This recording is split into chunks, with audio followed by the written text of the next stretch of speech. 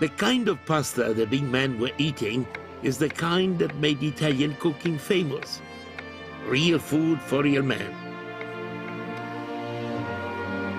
What are you making, Antonio? I want to show you how to make the Bucatini alla matriciana.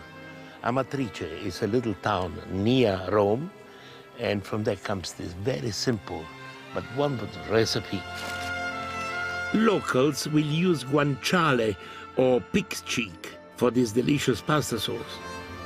But a nice pancetta or lean bacon will do just as well. I fry my pancetta with the onion and then put a little bit of wine. We can put a little bit of wine to stop. And you loosen up a little bit the sticky stuff that is on the bottom, which is very good for the taste. It's called deglazing. Oh, really? Yeah. Add a little pinch of salt and let it simmer. Can I give you a little hand? Can I help you? Yeah, you can be only a little hand, not, Okay. not a big one. Next, you chop 4 fresh tomatoes.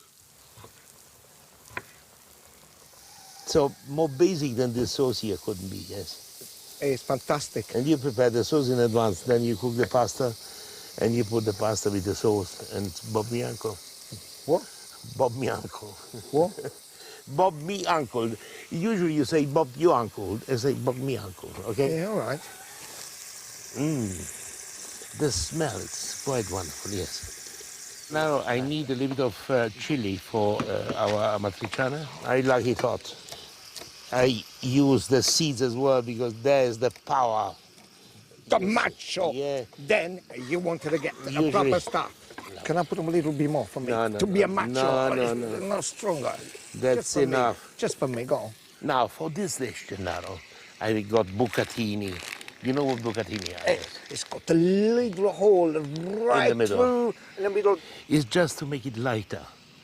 You know, when you bite in the spaghetti, it's quite sort of hard, sort of al dente. Here you have a little bit softness. And bucatini is very much Rome, Napoli, all of the south. Yeah. Now that it's boiling, we take, How much pasta? well, this is my portion. Gennaro, we don't have very much sauce here. Well, just in case. Okay, just in case. You put the pasta like this, and now it cooks for about 8 minutes. No Italian pasta dish is complete without a salad. So I have something very typical of Rome. First, I must remove the outside leaves to reveal the little gems within. That's called puntarelle. This is a plant of chicory in the sense that they are little sort of shoots.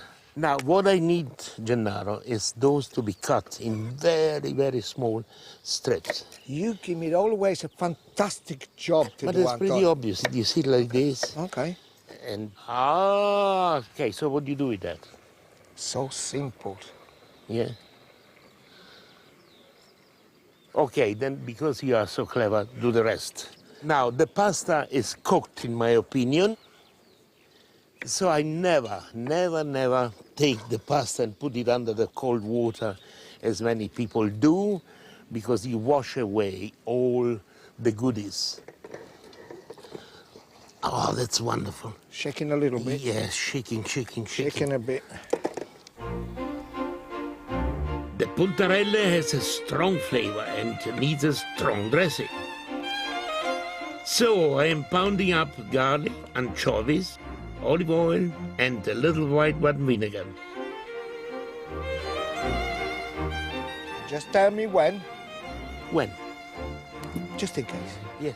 A few freshly picked mint leaves are then added, and this classic Roman salad is done. Do you want more olive oil on it? No, it's enough. There is only one way to prove it.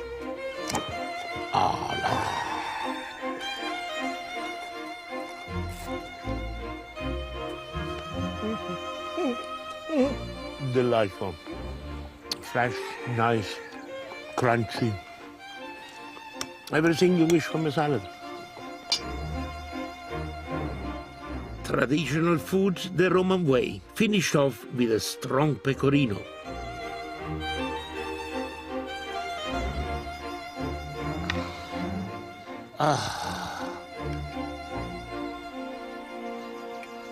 Gennaro, perfect food for Bacchanalia. What is it, Bacchanalia? Orgies, in other words, of food, of wine, every possible pleasure. The right food for us. It's unbelievable, Antonio. Yeah, what is it? Lovely refreshing puntarella. This is so. It's very macho food.